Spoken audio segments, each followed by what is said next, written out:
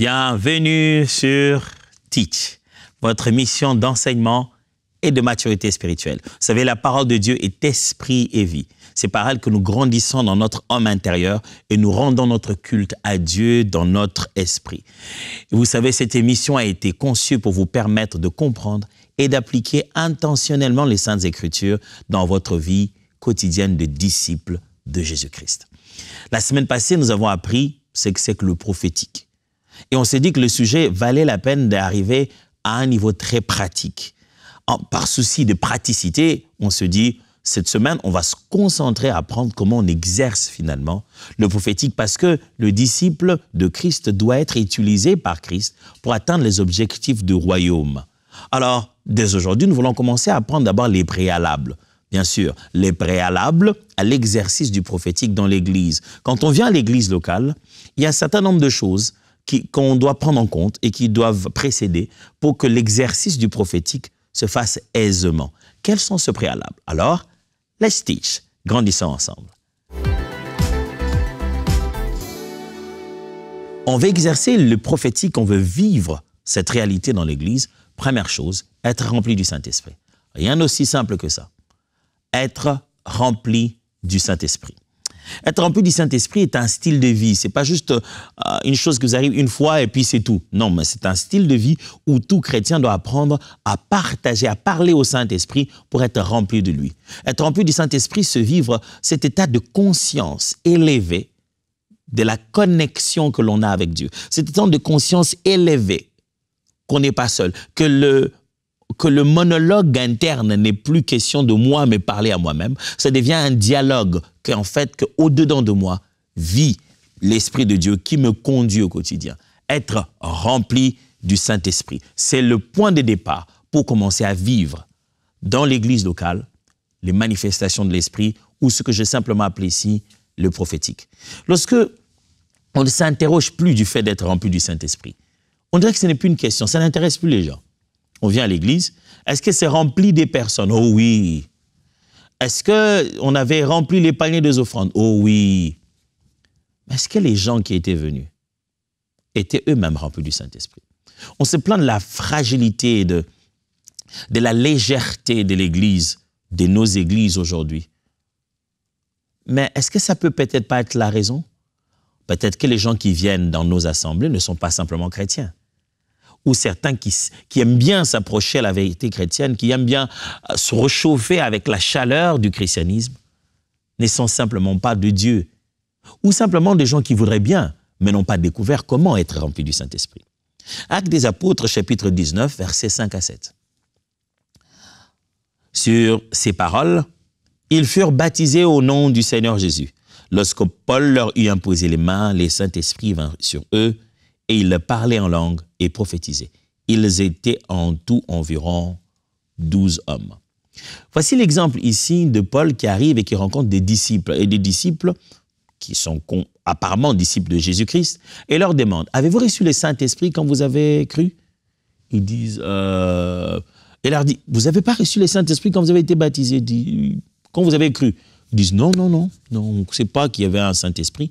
Alors Paul leur pose la question, de quel baptême là s'agit pour vous? Ils ont dit, bon, on a été baptisés des baptêmes des gens. Alors, il leur explique la chose. Non, les baptêmes des gens, c'est pour la repentance. Maintenant, c'était juste pour précéder. Bah, écoute, voilà comment ça se passe. On baptise les gens maintenant au nom de Jésus-Christ. Il leur explique l'enseignement. Il les baptise. Il leur impose les mains. Boum. Ils sont remplis du Saint-Esprit et la Bible dit, ils se mirent aussi à parler en langue et à prophétiser. Éphésiens chapitre 5, versets 18 à 21. Ça va être intéressant parce que ça va nous permettre de renforcer ce premier point et même de nous préparer au second point. Ne vous enivrez pas de vin. Cela vous conduira à une vie de désordre, mais soyez remplis de l'esprit. Ainsi, vous vous entretiendrez par les chants des psaumes, d'hymnes et des cantiques inspirés par Dieu. Vous louerez le Seigneur de tout votre cœur par vos chants et vos psaumes. À tout moment et pour toute chose, vous remercierez Dieu, le Père, au nom de notre Seigneur Jésus-Christ. Et parce que vous avez la crainte de Christ, vous vous soumettrez les uns aux autres. Il met ici le fait de s'entretenir par des cantiques et des psaumes dans un contexte d'être rempli du Saint-Esprit. Rempli du Saint-Esprit, après, qu'est-ce qui arrive? Vous commencez à chanter, à rendre le louange à Dieu. Première condition, lorsqu'on veut vivre le prophétique dans l'Église, premièrement, on doit se poser la question d'être rempli du Saint-Esprit. Est-ce que les gens sont remplis du Saint-Esprit? Jésus est sur le point d'envoyer les disciples à faire des choses à son absence, quand il ne sera pas là physiquement. Mais il leur dit, attendez, vous devez être remplis du Saint-Esprit. Et la Bible donne encore un exemple, il dit, quand les apôtres rentrent, ils ont été flagellés. Ils disent, Seigneur, donne à tes serviteurs d'annoncer la parole avec courage, ainsi, et qu'ils se fassent des signes. L'endroit où ils étaient tremblants encore, ils furent remplis du Saint-Esprit. Ils continuent encore à faire la mission. On veut le prophétique. On ne doit pas se dire, quelqu'un doit aller dans une retraite lointaine, préparer tout et venir nous offrir un spectacle. On veut le prophétique à l'Église. On doit être intéressé sur le fait que les gens doivent être remplis du Saint-Esprit. Pas juste fréquenter la réunion, mais donner les fruits de la repentance qui montrent que cet individu est sous la conduite de l'Esprit de Dieu à l'autorité de la parole de Dieu. Mais la deuxième des choses pour établir ces climats du prophétique dans la vie d'une église locale, c'est aussi s'entretenir par les chants, par les cantiques. La Bible vient de le dire, je viens de le lire avec vous tout à l'heure. Soyez remplis du Saint-Esprit, alors entretenez-vous par des cantiques. Entretenez-vous. Alors, le verbe s'entretenir ici, tel qu'il est utilisé dans la version Ségon, ce n'est pas se divertir. Ce verbe ne veut pas dire divertissez-vous par la musique. Non. C'est pour cette raison que le climat du prophétique devient très difficile dans l'Église, parce que les chants sont devenus des chants, et la musique et les cantiques sont chantés pour les participants. Voilà. Les participants au culte sont devenus des passifs. Ils sont des observateurs du culte. Ils sont assis pour voir la prestation musicale et y acclamer. Pourtant, la Bible dit « entretenez-vous ». Le verbe qui est là veut dire « parlez-vous les uns les autres ». Dites-vous, prononcez sur vous la parole de Dieu. Déclarez sur vous les uns les autres la parole de Dieu par les cantiques. C'est réciproque, ce n'est pas les gens qui sont en train de divertir les autres, non. Mais le fait que nous chantons ensemble, participons au cantique, les paroles que nous prononçons, l'autre entend, ainsi de suite. Quand je chante, tu m'entends, et quand tu chantes, je t'entends. Cet effet-là de partager ce temps de cantique, nous chantons, nous glorifions le Seigneur ensemble, c'est une conséquence d'être rempli du Saint-Esprit, et c'est déjà le début de la manifestation du prophétique. 1 Corinthiens chapitre 14, verset 24 à 26, on n'a pas cessé de lire ça depuis qu'on a commencé ce sujet. Regardez cette fois-ci où Paul va placer cantique. Il va les placer parmi les manifestations du prophétique. 1 Corinthiens 14, 24 à 26. Mais si tous prophétisent et qu'ils viennent quelqu'un non-croyant ou un homme du peuple, il est convaincu par tous, il est jugé par tous. Les secrets de son cœur sont dévoilés de telle sorte que tombant sur sa face, il adorera Dieu et publiera que Dieu est réellement au milieu de vous. Que faire donc, frères? Lorsque vous vous assemblez, les uns ou les autres parmi vous ont-ils, alors il va citer des manifestations prophétiques pour pouvoir les ordonner après. Le but, c'est qu'il va dire différents types de manifestations prophétiques après, à insister sur le fait que tout doit se faire dans l'ordre. Et dans cette liste, qu'est-ce qu'il met? Les uns et les autres parmi vous ont-ils un cantique, une instruction, une révélation, une langue, une interprétation, que tout s'efface pour l'édification.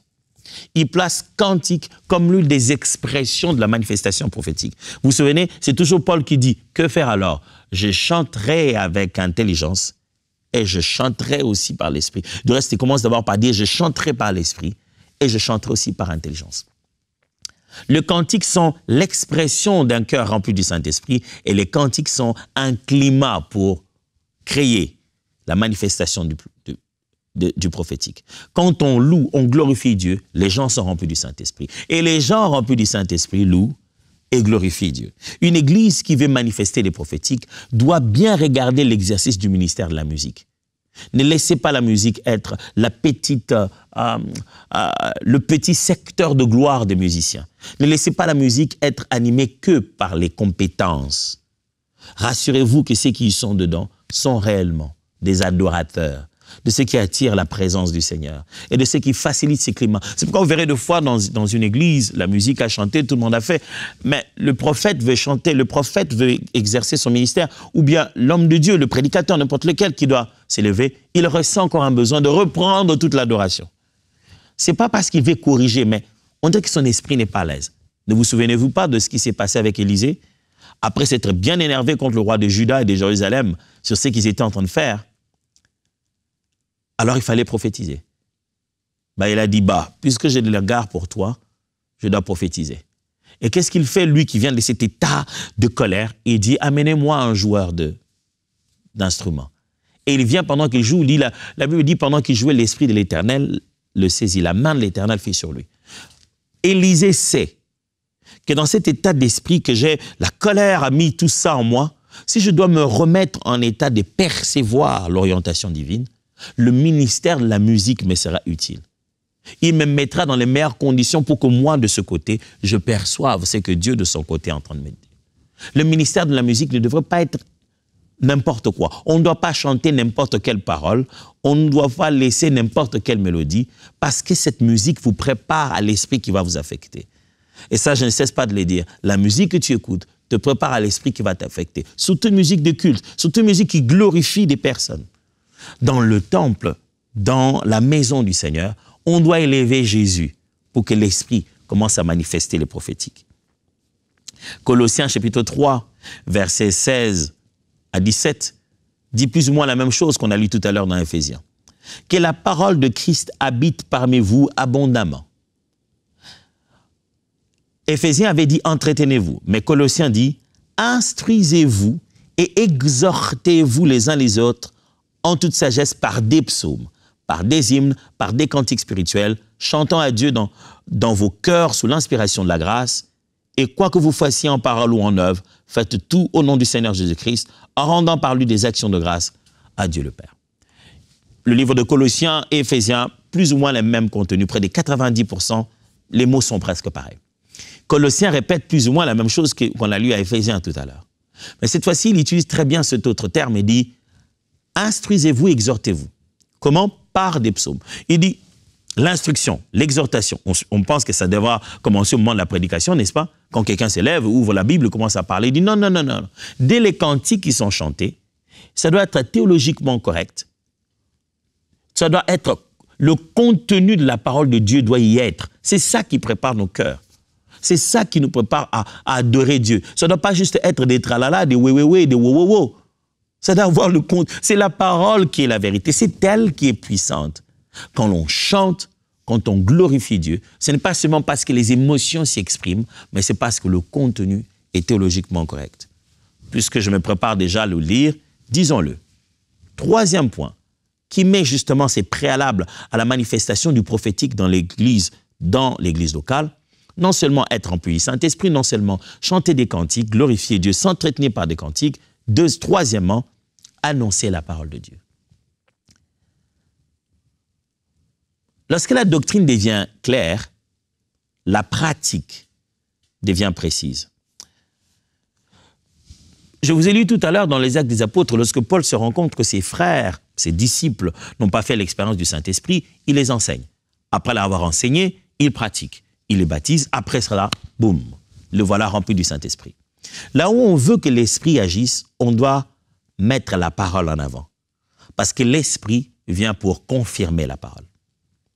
Des fois, on ne voit pas le lien. On s'est dit, bon, l'Esprit, ça va être les choses de l'Esprit, alléluia. La parole, c'est juste quelqu'un qui va parler. Oh non, non, non, attention. Là où la parole est prêchée, l'autorité des Écritures est mise en avant, l'Esprit sait que sa mission est là. Vous vous souvenez de Paul en train d'enseigner toute la nuit, et ce jeune homme, du haut de là où il était sur la fenêtre, boum, il tombe. La prédication s'arrête. On va chercher l'enfant qui est tombé. Paul arrive, il impose les mains, le voilà guéri. Parce que la parole qui était prêchée là ne pouvait pas permettre de telles circonstances. La parole est allée elle-même guérir cette personne. La puissance de l'Esprit s'est manifestée au profit de la parole. Actes des Apôtres, chapitre 10, versets 44 à 45. Comme Pierre prononçait encore ces paroles, ces mots, le Saint-Esprit descendit sur tous ceux qui écoutaient la parole.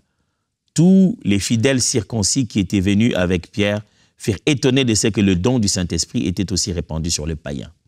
Voici la première fois où de non-juifs, païens comme la Bible le dit, reçoivent le Saint-Esprit et on voit les mêmes manifestations que chez les apôtres.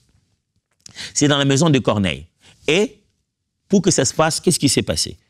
Pierre n'a même pas dit, bon, on va passer un temps de prière, on va gêner, agenouillons-nous, on va prier. Et Jésus est là parmi nous, Seigneur, descends ton feu. Non, cette fois-ci, ce n'est pas des cantiques.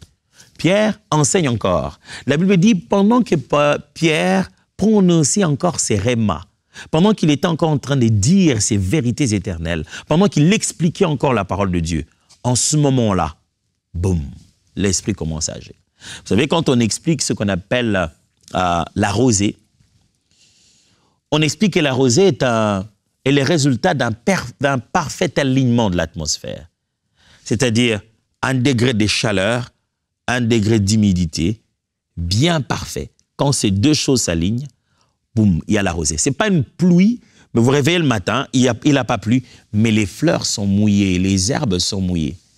C'est un peu comme ça la manifestation de l'Esprit dans l'église locale. Parfait alignement des cœurs vis-à-vis de la parole de Dieu. Parce que l'Esprit vient pour glorifier Jésus. Et si on veut que le prophétique soit réel dans l'église, on doit laisser la parole en avant. La parole de Dieu doit être enseignée, elle doit être prêchée, elle doit être proclamée. Ça doit être ce qui est écrit. Je vous l'ai dit,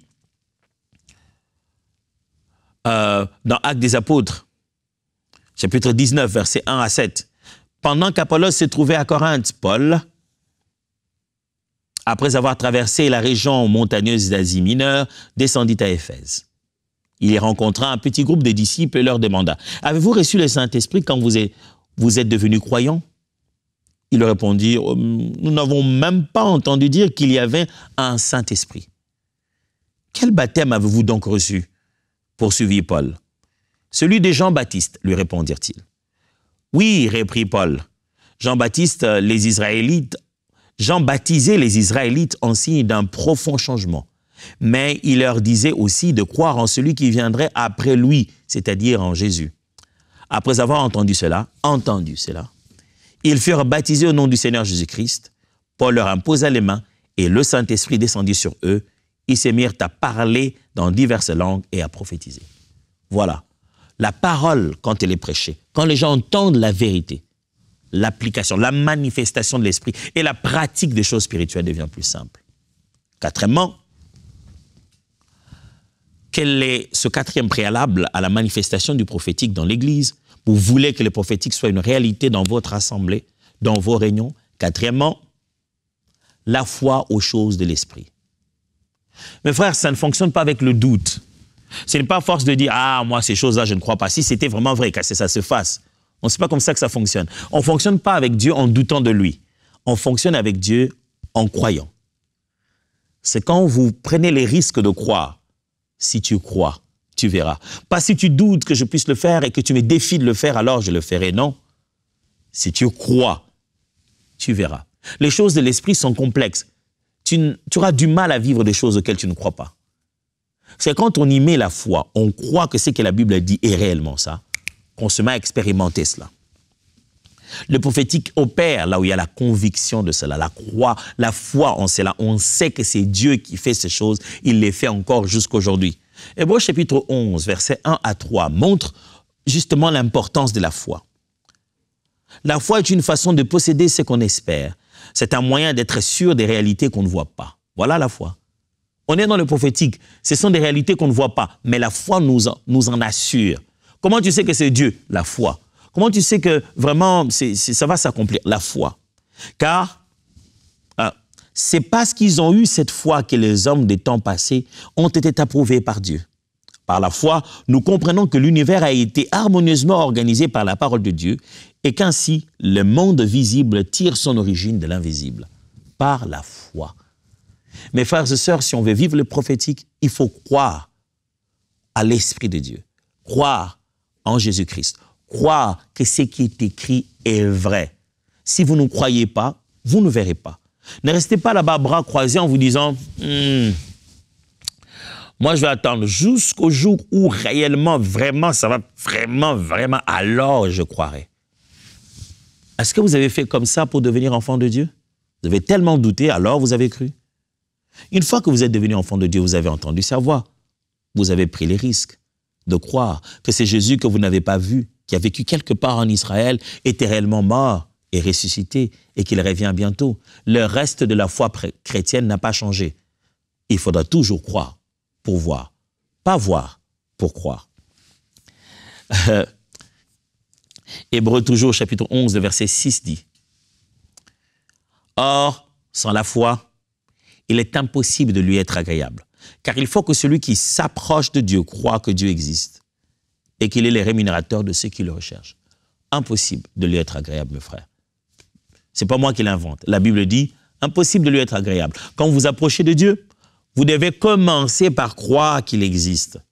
Ne vous approchez pas en disant « Dieu, prouve-moi que tu existes ». Il y a des cas où le Seigneur l'a fait comme ça pour glorifier son nom.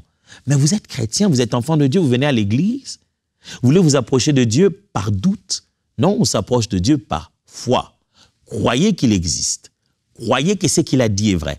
Croyez que ces choses du prophétique sont possibles. Croyez à ces choses qu'enseigne la Bible. Alors vous verrez cela s'accomplir. Est-ce que j'ai tout dit?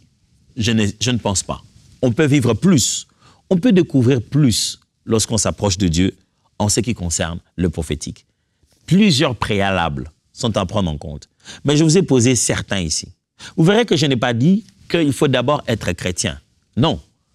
Je verrai que je n'ai pas dit qu'il faut d'abord donner sa vie à Jésus. Non. Parce que j'ai lu avec vous qu'un non-converti qui entre dans l'assemblée peut bénéficier de la manifestation prophétique. Je parle aussi du fait qu'il y ait des manifestations prophétiques dans l'assemblée. Et quel est le climat? Quels sont les préalables?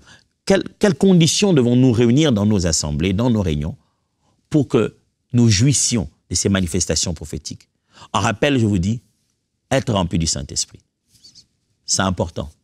Chanter des cantiques, des psaumes, des louanges. Glorifiez Dieu quand vous êtes rempli du Saint-Esprit.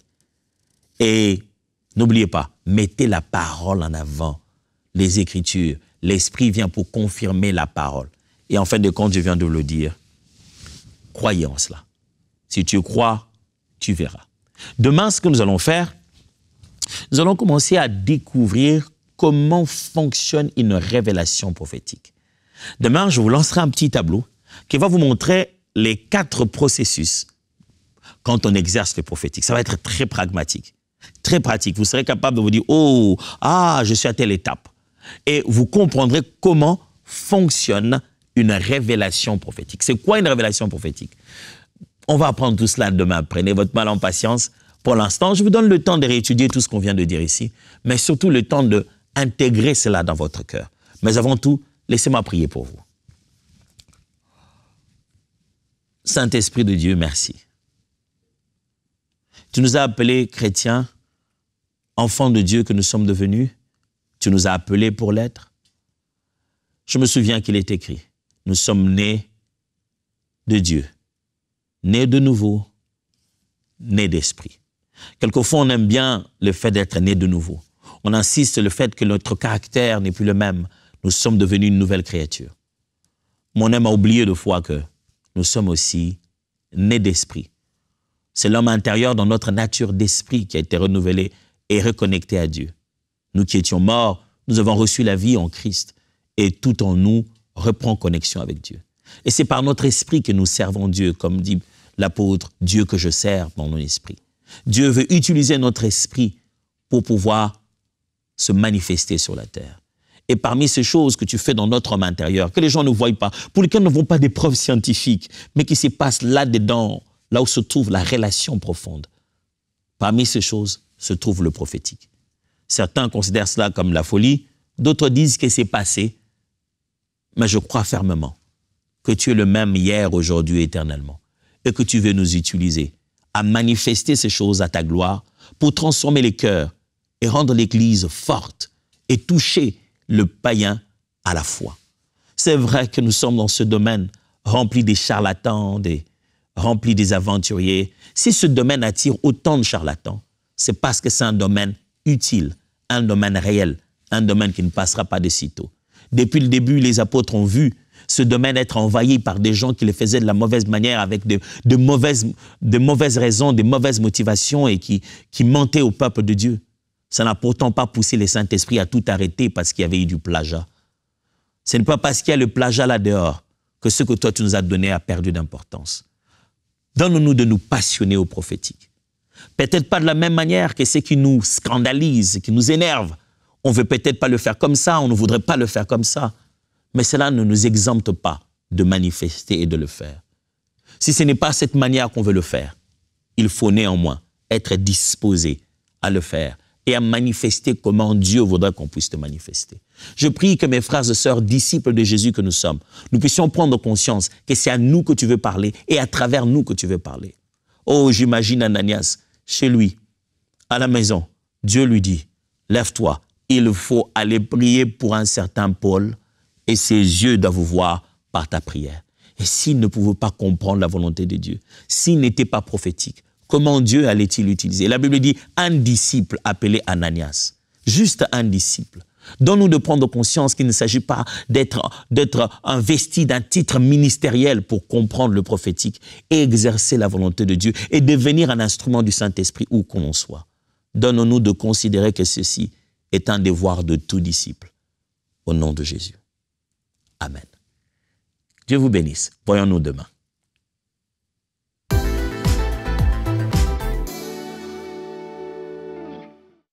Un nouveau partenaire de la Suisse qui a récemment rejoint les 20 000 partenaires mensuels de MCI nous a écrit et il nous a dit « Je veux simplement vous encourager par un seul mot. Continuez. » Et c'est exactement ce que nous voulons faire. Nous voulons continuer d'impacter le monde entier, le monde francophone sur la surface de la Terre, à travers les différentes productions de EMCI TV. Et tout récemment, nous avons eu la bonne nouvelle que EMCI TV, les productions de EMCI sont maintenant diffusées à travers 2 chaînes généralistes. Une sur toute la population de Madagascar et l'autre sur tout le Canada. C'est énorme le nombre de personnes qui sont impactées semaine après semaine. Et on veut vous remercier, à vous tous, qui allez nous permettre de continuer à impacter tellement de vies. Avant que le Seigneur Jésus revienne, on veut voir le maximum de personnes se tourner vers lui. Alors merci de faire partie des 20 000 partenaires mensuels qui allons aider et soutenir EMCI TV à accomplir son œuvre. Dès maintenant, faites partie des 20 000 partenaires mensuels qui porteront la vision d'EMCI et qui l'amèneront encore plus loin. Pour faire votre don, rendez-vous sur emcitv.com/20 000.